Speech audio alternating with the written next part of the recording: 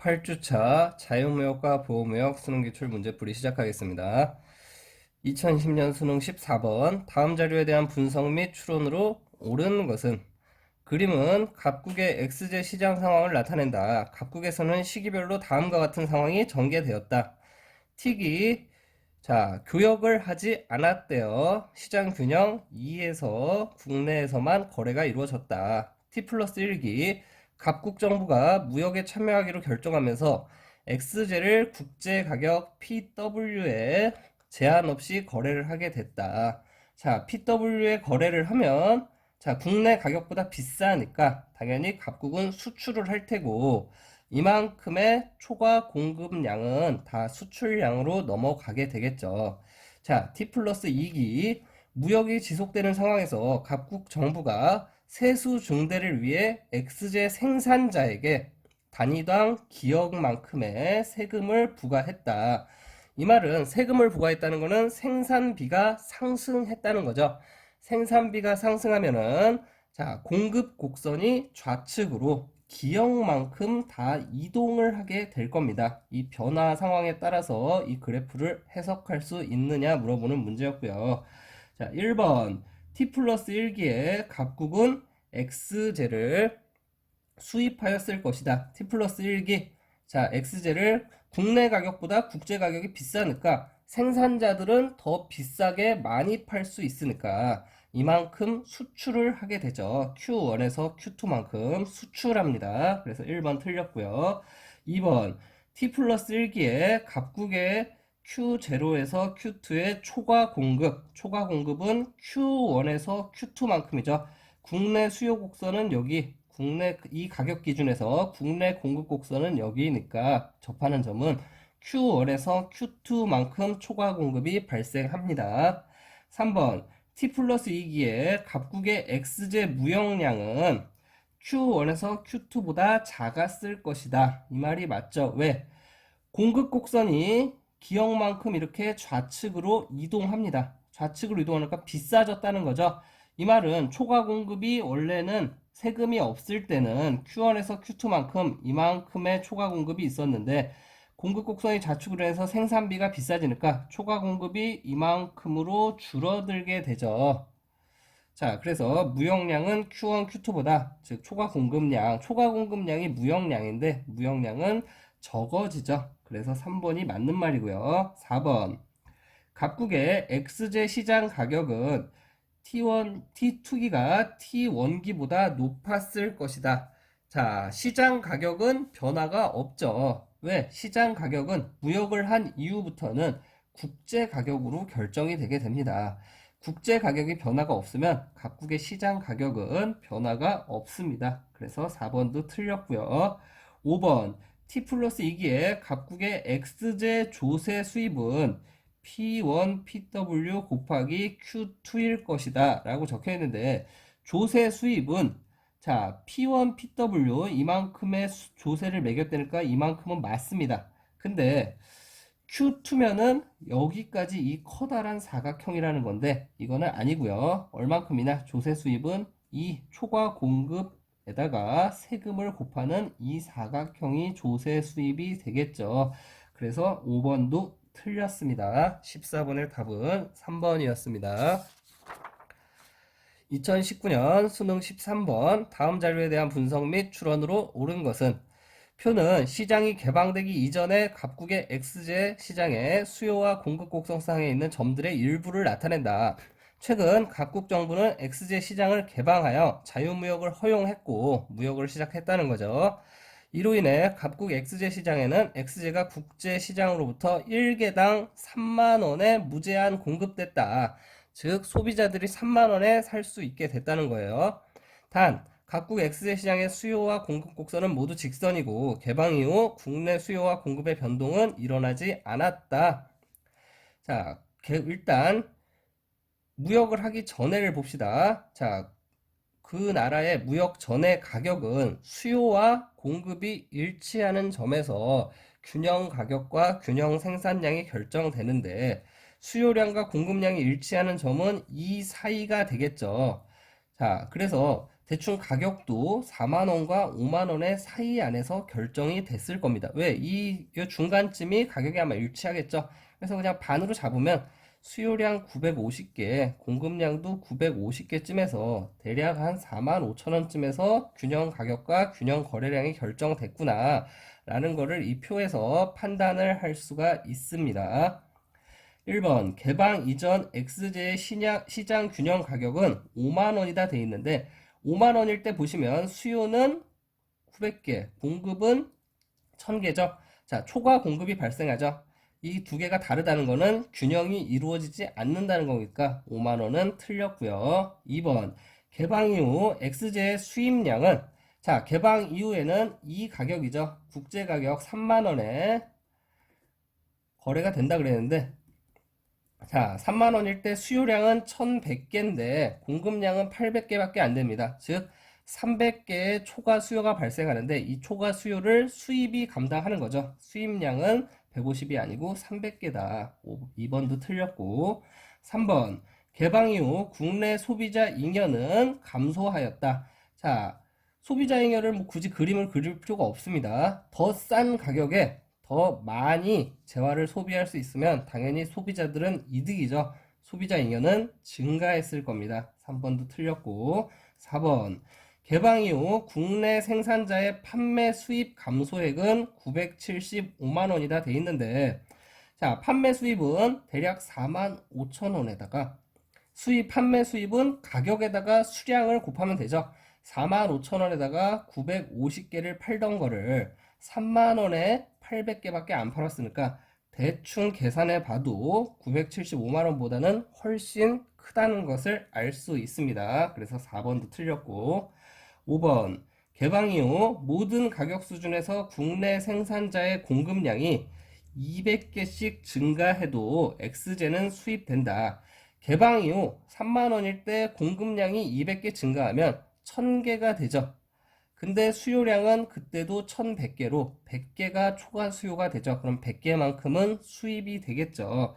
그래서 엑스제는 수입된다는 말이 맞습니다. 13번의 답은 5번이었습니다. 2018년 수능 17번 다음 자료에 대한 설명으로 옳지 않은 것은 그림은 각국의 엑스제 시장 상황을 나타낸다. 각국은 국제가격 개당 20달러에 관세를 부과하여 엑스제를 수입하고 있다. 단 엑스제의 국제가격은 일정하며 이 가격에서 엑스제를 무제한 수입할 수 있다. 국제가격은 70달러인데 관세 20달러를 부과해서 그 나라의 각국에서는 90달러에 아마 판매가 되고 있는 것 같아요. 1번 수입량은 20만 개이다. 자, 90달러일 때 자, 관세까지 매긴 가격 90달러일 때 국내 공급은 40만 개가 되고 국내 수요는 60만 개가 되니까 이만큼 수입이 되겠죠. 그래서 수입량은 60 빼기 40 해서 20만 개 맞는 말이고요. 관세 수입은 400만 달러이다. 자, 20만 개가 수입되고 20달러를 세금으로 매기니까 20만 곱하기 20은 400만 달러 맞죠? 2번도 맞고요. 3번 국내 생산자의 판매 수입은 3,600만 달러이다. 국내 생산자는 90달러의 가격에 자, 공급 40만 개를 공급하고 있죠. 90 곱하기 40만은 3,600만 달러 맞죠? 자, 관세를 폐지하면 수입량은 20만 개 증가할 것이다. 자, 관세를 폐지했을 때 관세를 폐지한다는 것은 국제가격 70달러로 거래가 된다는 거죠. 이 상황을 보면은 국내 공급자는 20만 개만 공급을 하고 국내 소비자들은 80만 개를 소비하려 하니까 이 차이는 60만 개가 되죠. 이 차이는 60만 개가 되죠. 그래서 수입량은 원래 20만 개에서 60만 개로 증가하니까 40만 개 증가하게 되는 거죠. 그래서 일단 4번이 틀린 정답이었고요. 5번 관세를 폐지하면 국내 소비자 잉여 증가분은 국내 생산자 잉여 감소분보다 클 것이다. 일단은 관세라는 거는 정부가 개입했기 때문에 비효율이 일어난다고 이야기할 수 있고 그것은 이제 생산자 잉여, 소비자 잉여, 즉 사회적 총 잉여가 감소한다고 수업 시간에 이야기를 했는데 그림으로 표현하면 자, 관세 부과 때는 소비자는 90달러에 이만큼 생산하니까 이만큼의 소비자 잉여를 얻고 생산자는 90달러에 이만큼을 생산하니까 이 그림을 그냥 여기다가 간단하게 그려놓은 거예요. 이만큼의 생산자 잉여를 얻습니다. 근데 관세를 폐지하게 되면 자, 소비자는 더 싼 가격에 더 많이 소비하게 되니까 이 커다란 삼각형의 소비자 잉여를 얻고 생산자는 싼 가격에 조금밖에 생산을 못하니까 이만큼의 생산자 잉여를 얻습니다. 즉 생산자는 요 이 사다리꼴의 생산자 잉여를 잃어버리지만 소비자 잉여는 없던 이 사다리꼴의 이만큼의 소비자 잉여까지 늘어나게 되죠. 그림으로 표현하면 자, 프린트에 이 그림을 잘 정리해 놓은 표가 있습니다. 그 표를 보고 과연 그거를 이해할 수 있냐, 생산자 잉여, 소비자 잉여가 관세 전, 관세 후에 얼만큼 늘어나고 줄어드는지를 판단할 수 있냐 물어보는 문제였고, 그냥 일반적으로 경제적으로 생각했을 때 관세를 매겼을 때 사회적 후생이 증가하냐 감소하냐를 판단할 수 있으면 그냥 알 수 있는 문제였습니다. 17번의 답은 틀린 거니까 4번이었어요.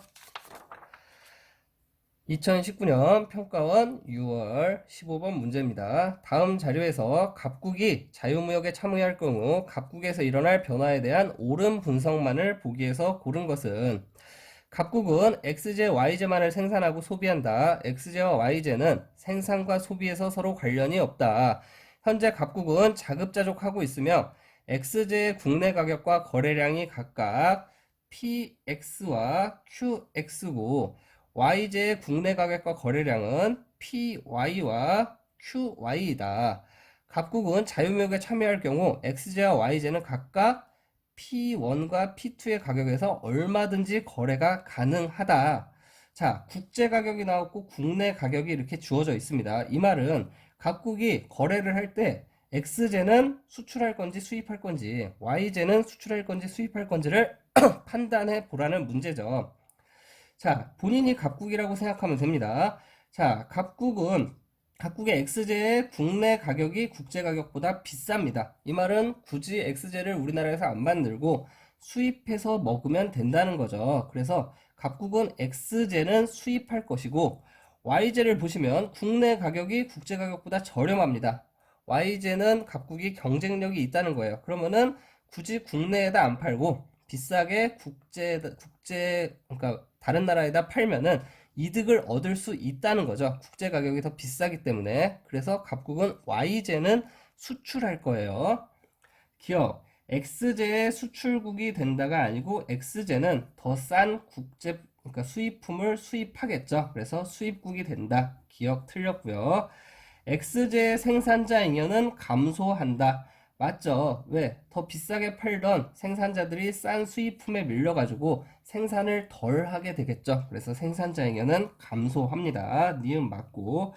YJ 소비자 잉여는 증가한다라고 적혀 있는데 아니죠. 감소하겠죠. 왜?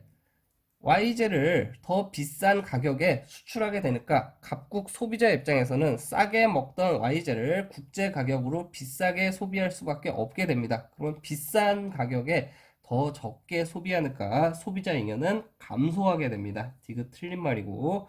리얼, YJ의 사회적 잉여는 증가한다.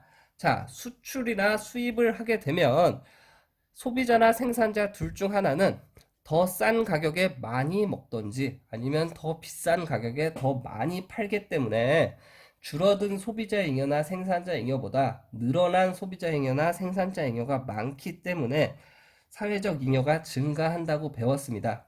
지금 하는 말이 혹시 이해가 안 되신다면 프린트에 보시면 자, 수출 수입 전후에 소비자 잉여, 생산자 잉여의 증가분을 정리해 놓은 표가 있기 때문에 그 표를 참고하시면 됩니다. 자, 이렇게 해서 8주차 자, 그러니까 자유무역과 보호무역에 대한 이제 문제풀이를 마치겠고요. 이제 9주차 환율로 들어가도록 하겠습니다. 9주차 환율 문제풀이 시작하겠습니다. 2020 수능 9번. 다음 자료에 대한 옳은 분석 및 추론만을 보기 위해서 고르는 것은 옳은 겁니다. 국가 간 거래가 달러화로만 이루어진다면 국가 간 이자율 차이는 달러화의 이동 요인이 된다. 예를 들어 A국의 이자율이 외국보다 높으면 수익률이 높은 A국 화폐 표시 금융자산에 대한 투자 수요가 증가하면서 A국으로 달러와 유입이 증가한다. 달러 공급이 증가한다는 거죠. 그림은 각국과 을국의 연도별 이자율을 나타내며 연중 이자율의 변화는 없다. 단 각국과 을국의 자급 화폐는 달러화가 아니며 달러화의 이동은 두 국가 사이에서만 이루어지고 환율은 이자율 차이에 따른 달러화 이동에 의해서만 변동된다. 다른 변수는 생각하지 말라는 거죠. 보면은 2016, 2017년은 을국이 이자율이 높습니다. 이 말은 을국으로 달러 공급이 증가한다는 말이고 2018년에는 두 나라의 이자율이 역전되면서 갑국으로 달러 공급이 증가해서 각국의 환율이 하락한다는 얘기고 2016, 2017년에는 을국으로 달러가 들어오면서 달러가 흔해지면서 을국의 달러 환율이 하락한다는 이야기죠. 기억. 각국의 화폐 달러 환율은 지속적으로 상승했을 것이다. 자, 각국은 2016년과 2017년에는 을국으로 달러가 들어가면서 각국의 달러가 귀해지면서 상승한 거는 맞습니다. 근데 2018년에는 각국의 이자율이 상승함으로 인해서 그러니까 외국에서 각국에다가 투자를 많이 함에 따라서 각국의 달러가 흔해지면서 2018년에는 각국의 달러 환율은 하락했을 겁니다. 그래서 기억은 틀렸고, 니은 달러화 대비 을국 화폐 가치는 2018년이 2017년보다 하락하였을 것이다. 맞죠? 자, 을국은 2018년에는 이자율이 역전되면서 달러가 아마 밖으로 많이 나갔을 거예요. 을국의 환율이 상승했다는 거는 화폐 가치가 하락했다는 말이죠. 그래서 니은 맞는 말이고, 디귿 을국에서 이자율 차이에 따른 달러와 유입량은 2018년이 2017년보다 증가하였을 것이다. 2018년에는 을국이 이자율이 떨어지면서 달러 유입이 감소했을 거예요. 그래서 2018년이 2018년보다 증가한 게 아니고 감소했다는 말이 맞죠. 그래서 디귿 틀렸고요. 리을 각국 화폐에 대한 을국 화폐의 상대적 가치는 달러를 기준으로 각국의 화폐의 가치를 상대적으로 유추할 수 있는데 2018년이 2017년보다 하락하였을 것이다. 이 말은 맞는 말이죠. 왜? 각국은 2018년에 달러화 대비 환율이 하락했을 것이고 2018년에 을국은 달러화 대비 환율이 상승했을 겁니다. 달러를 기준으로 바꾼다고 했을 때 각국 화폐의 가치는 상승한 거고 을국 화폐의 가치는 하락했기 때문에 양국을 교차 환율로 구해보면은 상대적 가치는 2018년이 2017년보다 하락한 게 맞죠. 그래서 리을은 맞는 말입니다. 9번의 답은 4번이죠. 14번 그림에 나타난 T년 대비 T 플러스 1년 환율 변동의 영향으로 가장 적절한 것은 단 환율 이의 요인은 고려하지 않습니다. 자, T년 T 플러스 1년을 보면 원화 가치는 상승했고 원화의 환율은 상승해서 원화 가치는 하락했고 엔화 환율은 하락해서 엔화 가치는 상승했습니다. 자, 환율이 상승하면 수출은 늘어나고 수입은 감소한다고 배웠고 환율이 하락하면 수입은 증가하고 수출이 감소한다고 우리는 수업 시간에 배웠죠. 1번 일본의 대미 수입. 자, 일본에서 수입하는 거는 일본이 미국으로부터 수입하는 물량은 감소한다고 적혀 있는데 증가하죠. 자, 1달러짜리를 수입할 때 100엔에 사던 거를 80엔에 살 수 있으니까 수입은 증가하게 됩니다. 1번 틀렸고요. 2번 달러와 자금을 차입한 일본 기업의 상환 부담은 감소하죠. 맞죠? 1달러를 빌렸을 때 100엔에 갚아야 되던 거를 환율이 하락해서 80엔에 갚을 수 있다면 부담은 감소하는 게 맞습니다. 2번 맞는 말이고요. 한국으로 여행을 오는 미국 사람들의 여행비 부담은 증가하는 게 아니고 감소하죠. 1달러를 갖고 들어왔을 때 1000원을 쓸 수 있던 게 환율 상승으로 1200원을 쓸 수 있게 된다면 부담이 감소하는 게 맞죠. 3번 틀렸고 4번 미국에서 수입하는 미국산 상품의 원화 표시 가격은 상승하죠. 자, 1달러짜리를 수입할 때 1,000원에 내던 거를 환율이 상승해서 1,200원에 내니까 원화 표시 가격은 상승하게 됩니다. 4번 틀렸고, 5번 미국 시장에서 일본 기업과 경쟁하는 한국 기업의 수출품 가격 경쟁력은 상승하죠, 당연히. 자, 우리나라 제품은 1달러에 팔던 거를 0.5달러에 팔아도 될 정도로 환율이 상승한 거고, 일본 기업들은 1달러에 팔던 거를 엔화 환율이 하락해서 2달러에 팔아야 되니까 가격 경쟁력이 낮아진 거죠. 그래서 이것도 반대로 얘기했기 때문에 틀렸습니다. 2019년 수능 14번의 답은 2번이었습니다. 2018년 수능 13번 다음 대화에 밑줄 친 기억, 니은의 영향에 대한 추론으로 옳은 것은, 자, 먼저 여자가 얘기합니다. 최근 원달러 환율이 변동으로 한국인의 미국 여행 경비 부담이 줄었대. 이 말은 원달러 환율이 하락하고 원화 가치가 상승한 겁니다. 자, 1,000원을 가지고 미국에 가서 1달러를 주던 거를 원달러 환율이 500원으로 하락하면 1,000원을 가져가도 2달러를 쓸 수 있기 때문에 경비 부담이 줄었다. 이 말은 환율이 하락했다. 판단할 수 있고, 자, 남자는 미국에서 N달러 환율 변동으로 일본 여행 경비 부담이 줄어 일본 여행 상품이 인기래. 이 말은 N달러 환율은 상승했다는 것을 의미합니다. 엔화 가치가 하락했다는 거죠. 미국 애들이 1달러를 갖고 와서 100엔을 쓰던 거를 1달러를 갖고 와서 150엔, 200엔을 쓸 수 있다면은 여행 경비 부담이 줄어든 거죠. 자, 1번. 기업으로 인해 미국산 제품의 한국 내 판매 가격은 하락했을 것이다. 상승한 게 아니고 하락한 거죠. 왜? 환율이 하락했기 때문에. 그래서 1번 틀렸고요. 2번. 기업으로 인해, 기업은 환율 하락이죠. 환율 하락으로 인해 한국 기업의 달러화 표시 외채 상환 부담은 감소했을 것이다. 1달러 빌렸을 때 1,000원 갚던 거를 500원 갚아도 되니까 감소한 거죠. 2번 틀렸고. 3번. N달러 환율 상승으로 인해 미국으로부터 원자재를 수입하는 일본 기업의 부담은 증가했을 것이다. 맞죠? 자, 1달러짜리를 수입할 때 100엔을 주던 거를 이제 150엔을 줘야 되니까 미국 애들의 원자재 이제 부담은, 원자재를 수입하는 일본 기업의 부담은 증가하는 게 맞습니다. 3번이 맞고요. 4번. N달러 환율 상승으로 인해 일본에서 임금을 달러화로 받아 엔화로 환전하여 생활하는 사람들은 불리한 게 아니고 유리하죠. 왜? 똑같은 달러로 더 많은 엔화를 받을 수 있으니까. 4번 틀렸고요. 5번. 자, 기억 니은으로 인해 미국 시장에서 일본 기업과 경쟁하는 한국 기업의 가격 경쟁력은 낮아지는 거죠.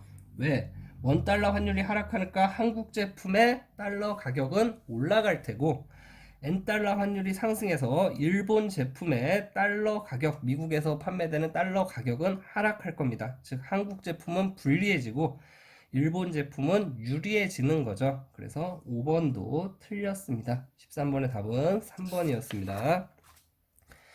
2017년 수능 16번 그림은 미국 달러화 대비 원화 가치의 변화 추이를 나타낸다. 가치의 변화 추이예요. 자, 가나 구간에 대한 설명으로 가장 적절한 것은 가치가 가 구간에는 상승합니다. 원화 가치가 상승했다는 것은 환율이 하락하는 구간이고, 나에서는 가치가 하락했다는 것은 환율이 상승하는 구간이라는 거죠. 자, 가에서 환율이 하락할 때 미국 달러화 대비 원화 환율이 상승하는 게 아니고 하락하는 거죠. 이거 헷갈리지 말라 그랬죠. 가치가 상승했다는 거는 환율 하락, 원화 가치. 원화 가치가 하락했다는 거는 환율이 상승한다. 반대로 표현되기 때문에 헷갈리지 말라고 했습니다. 2번. 가에서는 우리나라 상품의 가격 경쟁력이 미국 시장에서 하락한다. 맞죠? 자, 우리 수출품이 환율이 하락했기 때문에 더 비싸게 똑같은 원화를 받으려면 더 비싸게 팔 수밖에 없기 때문에 미국 시장에서 가격 경쟁력이 하락하게 됩니다. 2번이 답이고요. 3번. 환율 상승 구간에서는 미국에서 수입하는 원자재의 국내 가격이 상승한다. 1달러짜리 사올 때 환율이 상승해서 1,000원에 사던 거를 1,200원, 1,300원에 사면은 가격이 상승하는 거죠. 그래서 3번 틀렸고, 4번. 환율 상승에서는 우리나라 기업의 미국 달러화 표시 외채 상환 부담이 커지죠. 1달러 빌려왔을 때 1,000원에 갚던 거 1,200원에 갚으니까 부담 커집니다. 그래서 4번 틀렸고 5번 환율 상승에서 미국으로 유학을 떠나는 우리나라 학생의 유학 경비 부담도 똑같이 커지죠.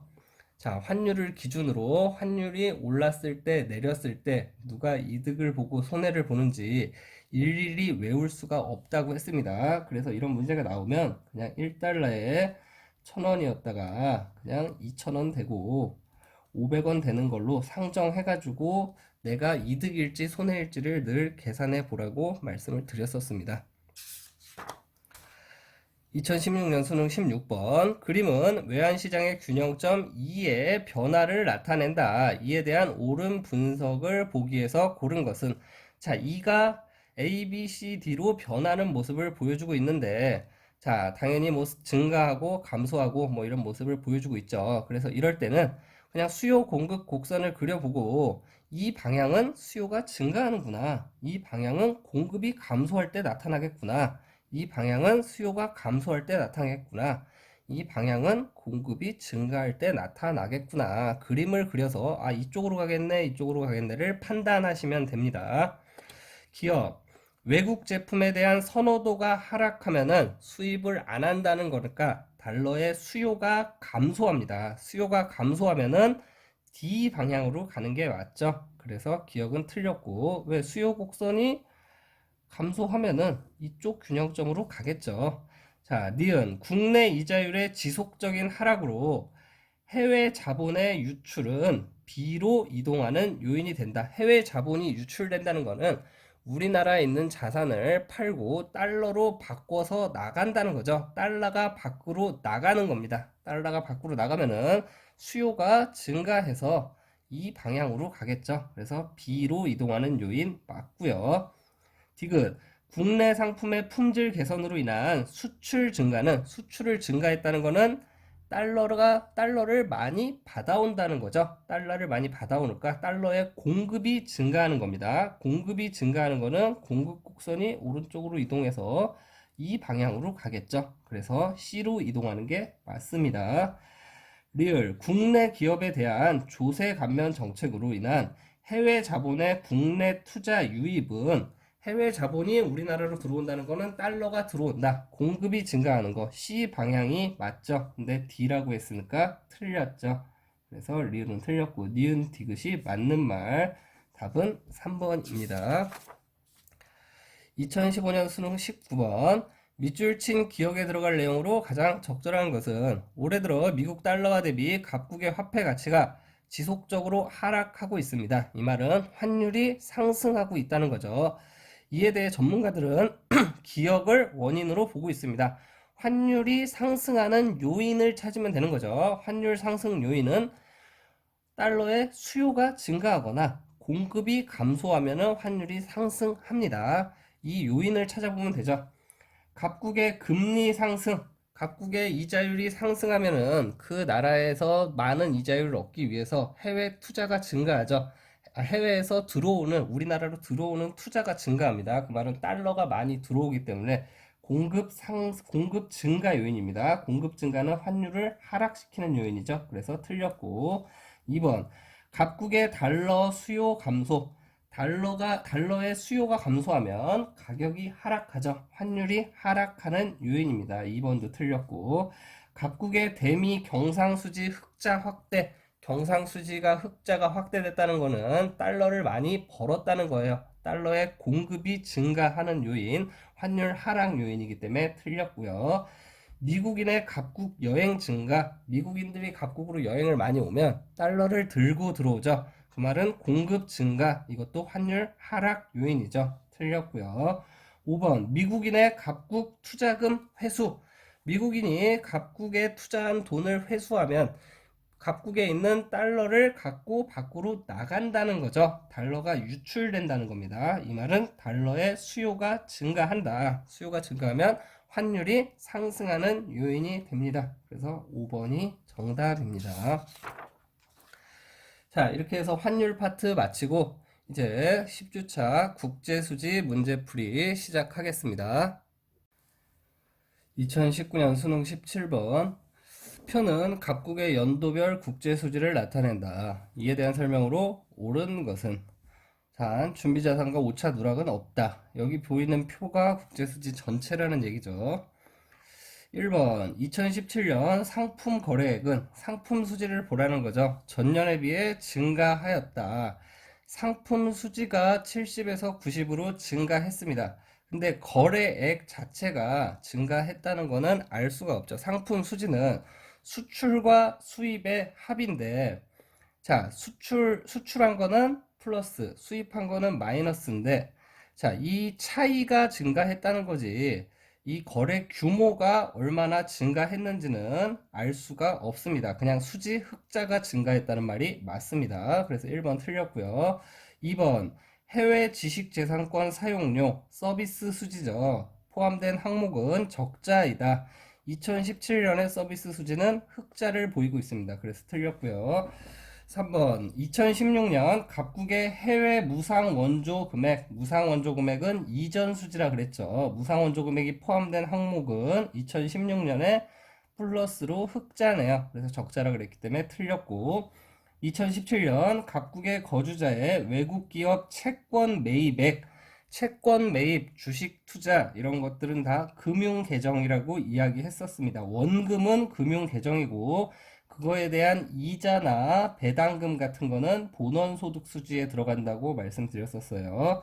유출액이 유입액보다 많다. 이 말은 적자냐 물어보는 건데, 자, 4번 보시면 금융계정의 2017년은 적자가 맞습니다. 그래서 4번이 맞는 말이고요. 5번 2017년 경상수지는 각국의 물가 하락 요인이다. 2017년 경상수지를 다 합치면 80억 흑자가 나오는데, 자, 흑자가 났다는 거는 우리나라로 달러가 많이 들어왔다. 달러가 많이 들어왔다는 거는 그냥 우리나라의 통화량이 증가했다. 통화량이 증가하면은 물가는, 돈이 많아지면 당연히 물가는 하락하는 게 아니고 상승하죠. 그래서 5번도 틀린 말, 17번의 답은 4번이었습니다. 2018년 수능 19번입니다. 표는 각국의 2016년 경상수지를 나타낸다. 이에 대한 분석으로 옳은 것은 경상수지만 나왔어요. 자본금융계정은 나오지 않았습니다. 1번 재화의 수출액은 전년 대비 120억 달러 증가하였다. 재화의 수출액이 증가한 게 아니고 재화의 수출액은 상품 수지인데 상품 수지가 흑자가 났다는 거지. 전년 대비 150달러 증가했다는 말이 아니죠. 그냥 단순하게 우리가 더 많이 수출하고 수입은 덜 했다라고 120억 달러로 표현이 된 겁니다. 그래서 1번은 틀렸고요. 해외 투자에 따른 배당금은 본원소득 수지인데 항목은 적자이다. 본원소득 수지 10억 흑자입니다. 그래서 틀렸고요. 서비스 거래에 따른 외화 유출액. 자, 우리가 달러를 준 거 유출액이 유입액보다 많다. 이 말은 적자가 났냐고 물어본 건데 서비스 수지는 적자가 많네요. 그래서 3번이 정답이고, 4번 해외에 제공한 공적 개발 원조액, 공짜로 준 돈이죠. 이전 소득 수지입니다. 기록하는 항목은 흑자가 아니고 적자죠. 그래서 틀렸고, 5번 경상수지는 달러화 대비 각국 통합 환율의 상승 요인이다. 자, 환율이 상승한다는 거는 달러가 귀해졌다는 거고, 그 말은 적자를 봐서 우리가 달러를 더 밖으로 많이 유출했다는 뜻인데, 이거를 다 합쳐보면은 75억 흑자입니다. 흑자가 났다는 건 우리나라에 달러가 많이 들어왔다는 말이기 때문에 달러가 흔해졌죠. 이 말은 달러가 흔해졌다는 거는 우리나라 원화가 상대적으로 귀해졌다. 환율이 하락하는 요인입니다. 그래서 5번도 틀렸고요. 19번의 답은 3번이었습니다. 17번 2014년 수능 가라에 해당하는 적절한 사례를 보기 위해서 고른 것은, 자, 외화 수치, 우리가 물건을 팔았을 때 아니면 그러니까 달러가 들어온 거예요. 수치했다는 거는 외화 지급은 우리가 달러를 줬다는 거고, 자, 수치하는 요건은 뭐 물건을 팔았을 때 아니면 달러를 빌려왔을 때 아니면은 우리가 뭐 돈을 빌렸을 때 아니면은 수출했을 때 대가로 달러를 받겠죠. 외화를 지급하는 거는 우리가 달러를 어디에 빌려줬을 때 아니면 그냥 공짜로 줬을 때 아니면은 우리가 물건을 수입하고 그 대가로 달러를 주는 것들이 포함되겠죠. 이 사례를 구분할 수 있냐고 물어보는 문제입니다. 기업, 경상수지에서 달러를 받아온 거예요. 각 기업이 휴대전화를 해외로 수출하면 전화를 주고 그 대가로 달러를 받아오는 거. 외화의 수치 맞죠? 그래서 기억 맞는 말이고, 나는 외화를 준 겁니다. 을이 해외 주식시장에서 외국 기업 A 기업의 주식을 구입한 겁니다. 주식을 구입하는 거는 투자죠. 투자는 금융 계정에 포함돼서 나가 아니고 라겠죠.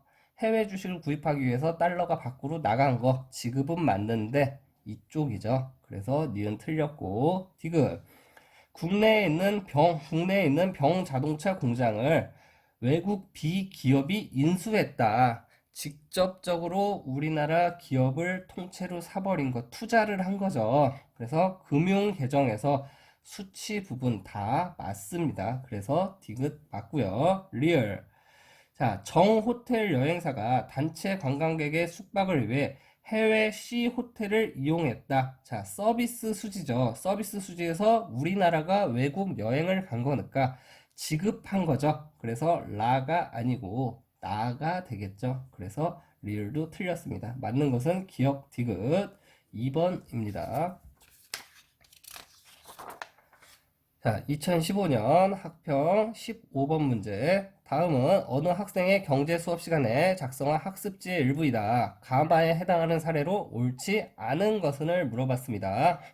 그래서 이제 각 국제수지 부분별로 쭉 나와 있고, 자, 경제학습지. 제시된 예와 같이 국제수지표의 각 항목에 해당하는 경제활동의 사례를 쓰시오. 각 사례에 맞는 거를 구분할 수 있냐고 물어보는 문제인데, 이건 어쩔 수 없이 외워야 되는 부분이라 그랬죠. 자, 서비스 수지인데, 우리 가족이 해외여행을 가서 현지 호텔 숙박 서비스 맞죠? 맞고요. 본원소득 수지인데, 우리나라 구단에 고용된 외국인 선수가 자국 은행 계좌로 연봉을 받았다. 자, 본원소득 수지에는 이자, 배당금, 그리고 임금 등이 들어간다 그랬죠. 그러니까 생산 요소를 제공한 대가들이 다 본원소득에 들어간다 그랬으니까 외국인 선수의 임금 맞죠. 어머니가 이민간 이모에게 생일 축하금을 송금했다. 이전 소득수지 아무런 대가 없이 돈을 주는 것이라고 이야기했습니다. 어머니가 이모에게 생일 축하금 아무런 대가 없이 보내준 거죠. 다 맞고요. 자본수지인데 우리나라 국민이 보유 중인 해외 주식에 대한 배당금을 받았다. 자, 주식의 배당금은 본원소득 수지라고 이야기했습니다. 자, 생산 요소의 대가, 배당금은 본원소득 수지, 해외 주식을 산 돈의 원금은 금융계정, 그 대가는 본원소득 수지라고 이야기했었습니다. 자본 수지는 이 대가 없는 자본의 이전 아니면은 상표권을 통째로 거래하는 것들이 자본 수지에 들어간다 그랬으니까 라가 틀렸죠. 그래서 4번이 일단 정답이고 우리나라가 외국에 차관을 제공했다. 돈을 빌려주는 것도 금융계정이라고 이야기했습니다. 이건 어쩔 수 없이 외워야 된다 그랬죠. 그래서 마도 맞는 말. 15번의 답은 4번이었습니다. 2018년 3월 학평 16번 문제입니다. 그림은 각국의 경상수지 변화를 나타낸 것이다.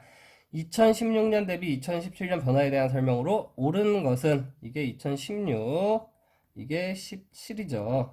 자, 상품 수지는 흑자가 조금 증가했고 흑자가 증가했다고 해서 거래 규모가 늘어났다 줄어들었다는 판단할 수 없다 그랬습니다.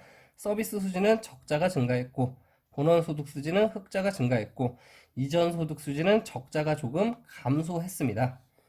자, 1번 상품 수출액 증가액이 상품 수입액 증가액보다 적었다. 자, 상품 수출액 증가액과 수입액 증가액이 상품 수출액 증가액이 상품 수입액 증가액보다 적었는지 많았는지는 이 규모 증가로 그냥 상품 수지가 흑자가 더 늘었는지 줄었는지는 판단할 수가 없다 그랬죠. 자, 15가 나오려면 만약 흑자 15가 나오려면 100억을 수출하고 85억을 수입하면 15가 나옵니다. 근데 20억이 나오려면은 40억을 수출하고 20억만 수입해도 20억이 나올 수 있겠죠, 흑자가. 그렇기 때문에 이 규모로는, 이 수지만으로는 무역 규모를 판단할 수는 없다. 그러니까 알 수가 없다. 그래서 1번 틀렸고요. 2번, 서비스 사용에 따른 외화의 유출액이 5억 달러 증가했다. 자, 수입과 수출의 수지가 동일한 말이죠. 수지가 5억 달러 증가했다는 거지. 외화의 유출액이 5억 달러 증가했는지는 알 수가 없어요. 이거는 단순한 마이너스 플러스로 계산하는 게 아니랬습니다. 왜? 수출과 수입의 합이기 때문에 서비스 수지 마이너스 5 나오려면은 자, 100억 수입하고 95억 수출하면은 마이너스 5입니다. 그리고 마이너스 10이 나오려면은 20억 수입하고 10억만 수출해도 마이너스 10이 나올 수 있죠. 그래서 이 수출 수입의 규모는 외화의 유출액 이거 규모는 판단할 수가 없습니다. 그래서 2번도 틀린 말이고요. 해외 투자에 따른 배당금을 기록하는 항목에 흑자액은 증가하였다. 자, 흑자액 그냥 이 규모의 차이 흑자액 자체는 5에서 10으로 증가했죠. 그래서 3번이 맞는 말이고요. 4번 경상수지의 변화는 달러화 대비 각국 화폐 가치의 하락 요인이다 돼 있는데 경상수지가 다 합치면 되죠. 해마다. 자, 2016년에는 5억이 플러스 됐고 2017년에는 15억이 플러스가 됐습니다. 이 말은 각국 화폐 가치가 그러니까 달러가 우리나라에 더 흔해졌으니까 상대적으로 그 각국의 화폐 가치는 상승하게 되겠죠. 그래서 하락 요인이 아니고 상승 요인이다. 그래서 환율이 하락할 것이다. 하락했다는 건 환율이 상승했다는 거고 환율이 하락했다는 거는 화폐 가치는 상승하는 요인이죠. 그래서 4번 반대로 얘기했기 때문에 틀렸고요. 5번 대가 없이 이루어진 거래 이전 소득 수지죠. 기록한 항목에서 적자가 심화된 게 아니고 10억에서 5억으로 적자가 감소되었다가 맞는 말이죠. 그래서 5번도 틀렸습니다. 2018년 학평 마지막 문제는 3번이었습니다. 이렇게 해서 4단원 국제무역 파트를 마치고요. 자, 그리고 5단원 문제풀이 다음 강의도 잘 들어주시기 바랍니다. 그리고 질문이 있으면 언제든지 팀즈로 연락을 하시면 됩니다.